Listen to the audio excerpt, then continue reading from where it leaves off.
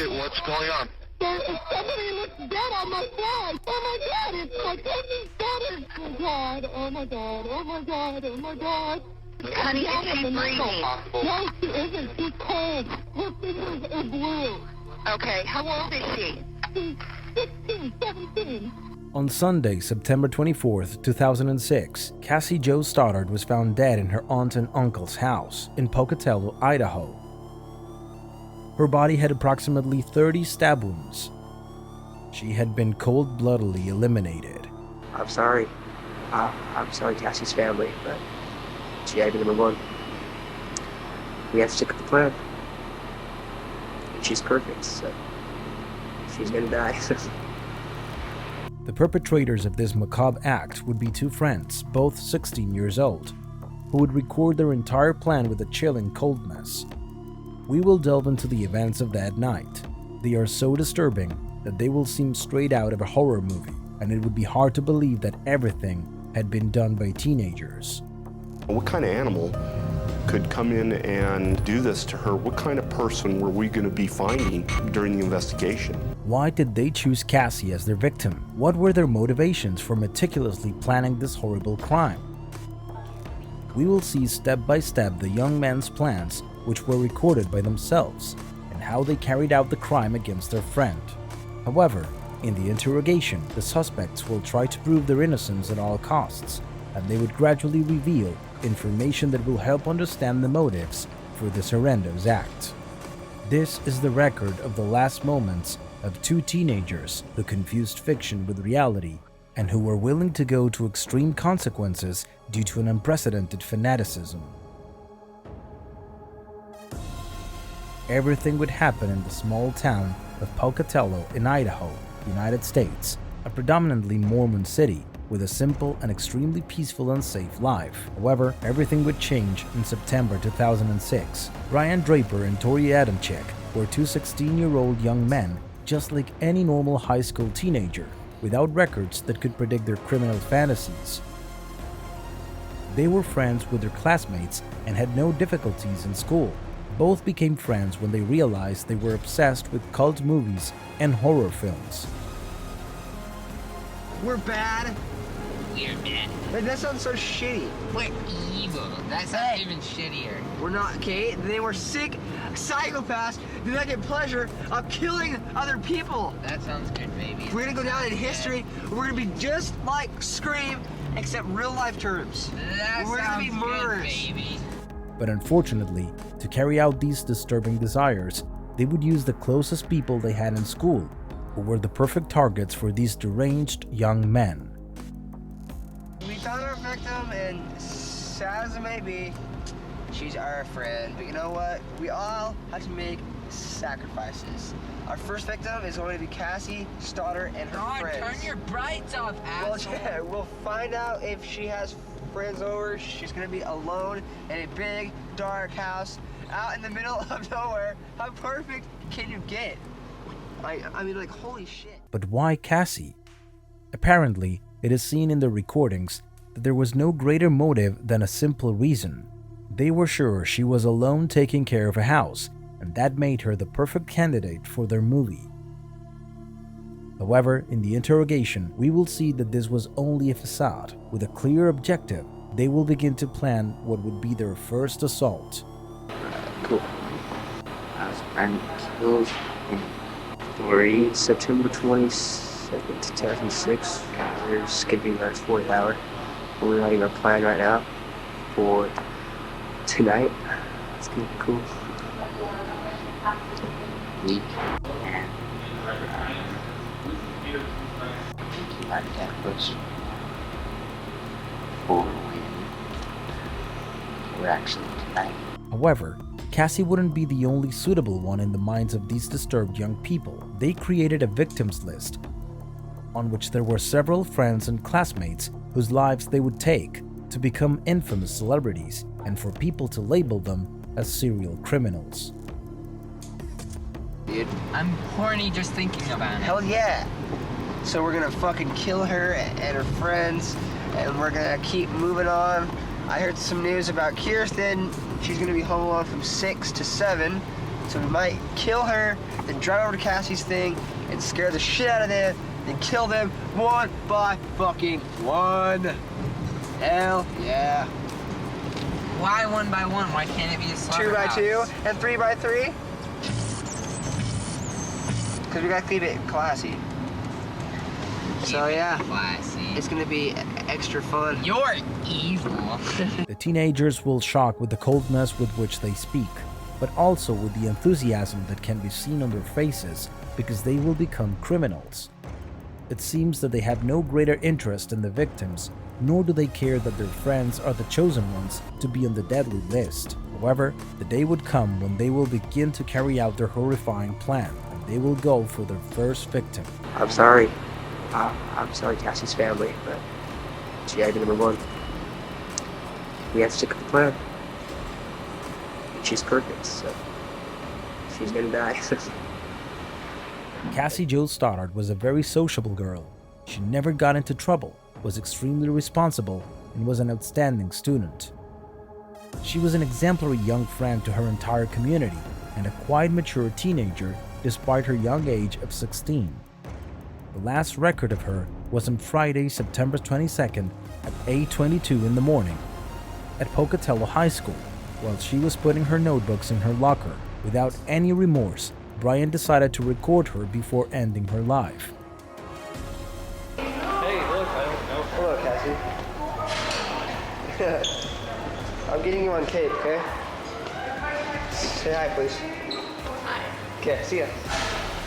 That day, Cassie would take care of her uncle's house and pets, Frank Contreras and his wife Allison, for the weekend, in a secluded house on Whispering Cliff Street. Her mother picked her up along with her boyfriend Matt Beckham from school at 3:45 in the afternoon. After the crime, the mom will tell the police that the last time she spoke to her was at 9:30 at night, when she called her to see how she was doing, and the teenager assured her that everything was fine and that she was just watching a movie with Matt.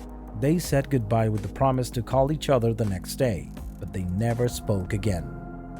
Days before, Matt asked Cassie if he could invite Brian and Tori to watch a movie together, since the four of them were good friends.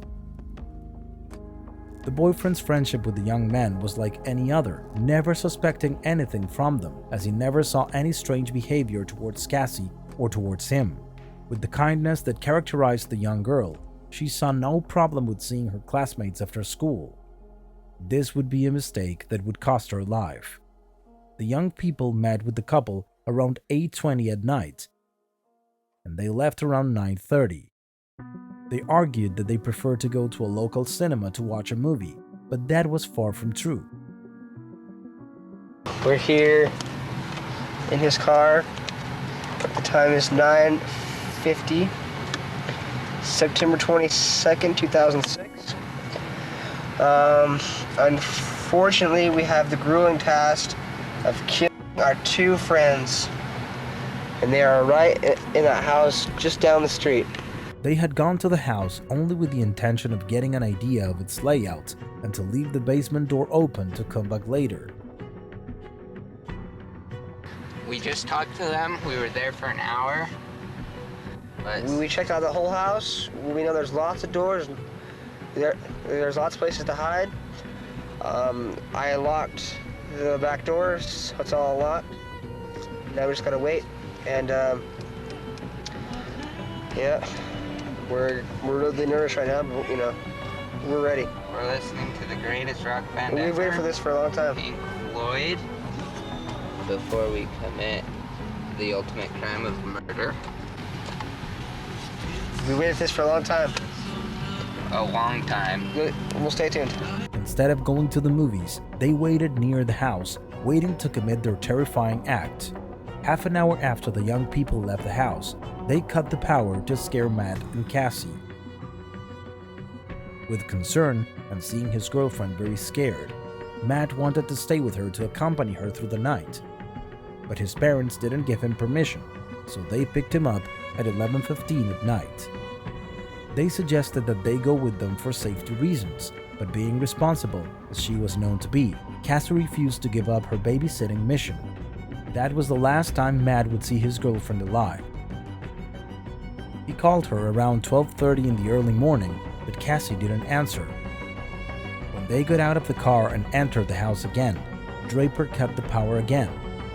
Meanwhile, they hid in the basement waiting for Cassie to come downstairs so they could reconnect the power. But perhaps out of fear, the girls stayed in the living room and slept there.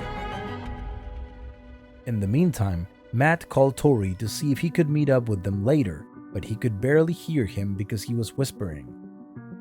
He assumed they were still at the movies, so he finally hung up. However, in reality, the disturbed young people were in the basement waiting to take Cassie's life. Since the plan didn't go as expected, the young people went upstairs disguised with masks, gloves, and dark clothing. They brutally ended their friend's life with almost 30 stabs, 12 of which were fatal wounds to her chest. They left her there and left the house. Just killed Cassie. We just left her house. This is not a fucking joke. I'm shaking. I stabbed her in the throat and I saw her lifeless body just disappear. Dude, I just killed Cassie. Oh, fuck. That felt like fucking real. I mean, it went by so fast. Shut the fuck up. We gotta get our act straight. It's okay. Okay, let's buy movie tickets now. Okay. Come on, goodbye. No. Goodbye. No one would imagine that this love for horror would lead them to turn a fantasy into reality. They wanted to imitate the antagonist's evil from fiction stories by making a movie that would end up frightening an innocent person, just like their idols on the big screen. Now they would do everything possible to elude the detectives and create a believable enough story to put the finishing touch on their perfect crime. After successfully carrying out the plan, both headed to an area of Black Rock Canyon, a semi-arid desert 16 kilometers from Pocatello, to bury all the evidence. They would try to burn the tape where they boasted about their act and bury it along with the clothes, notes, and everything that links them to the case. Now, they had to work on their alibi to appear innocent. Macabrely, the day after this horrendous crime, Adamczyk spent the day with Cassie's boyfriend, Matt, as if nothing had happened. He even watched as his friend tried to call his girlfriend with no response. Only on Sunday the 24th, 2 days after the crime, Cassie's 13-year-old cousin found her lifeless in the living room. When the family returned home after their weekend trip. For the police, of course, the prime suspect was Matt, as he was the last person to see her alive. And also, when they informed him of Cassie's death, he didn't show much emotion, but he successfully passed the lie detector test. Matt also told them that night they were not alone, as two of his friends, Brian Draper and Tori Adamczyk, accompanied them during a moment of the evening. When Brian and Tori were called to testify 3 days after the crime, the detectives were sure they were the culprits, but they needed the evidence and confession from the teenagers. However, they were not cooperating, and they would deny for hours being the perpetrators of the crime. Although they sounded convincing verbally, their body language raised the detectives' alarms. There's nobody that's going to see you guys sneak back into the house. No. That didn't happen. No. And there's nobody that's going to see you around the house on Saturday. No. We're not going to find those people. No. We're at our house now. You have anything to do with the murder? Is there anything to do with the murder, Cassie? No, I did not have anything to do with the murder, Cassie. No. Brian, while seemingly sure of what he was saying, almost to the point of being brazen and cold, made an unconscious movement with his head that would show he was not telling the truth. No, I did not have anything to do with the murder of Cassie.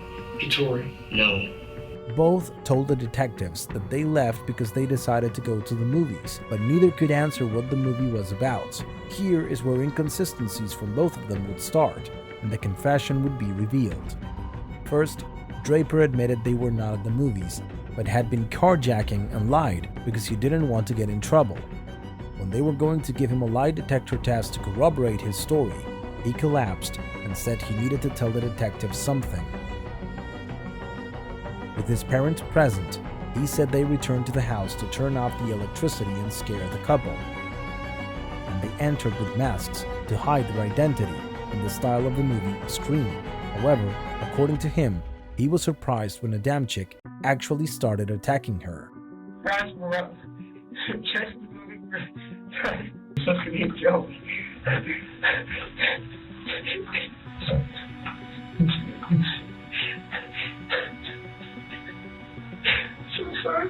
With immense guilt, he led the detectives to the area where the young people buried the evidence of the crime they had just committed. The young man's attitude of remorse raised suspicions in the police, who had the idea that there was something more to Cassie as their first victim. Do you love Cassie? Like, love as a friend or love? You kind of have a crush on her a little bit. Did you have a crush on her a little bit? I did. And I was about to ask her out, but then Matt did. Brian was in love with Cassie, but he always felt like a loser and never asked her out. While this may not necessarily have been a motive to consider it a crime of passion, it could be the reason why he decided to confess to the crime. Upon confirming that everything they used was in the place indicated by Brian, the detectives suspected that the act had been much more macabre than what the young people were telling them. And everything would become clear when they recovered the tape, which was not completely burned. There, they saw how the crime was meticulously planned and organized by both young men. They could no longer blame each other or tell lies. Now they only had to face justice. With all the evidence they found and that they themselves created, they had everything to give Brian Draper and Tori Adamczyk a long sentence. In 2007, they were sentenced to life in prison without parole for taking someone's life and for conspiring to do so.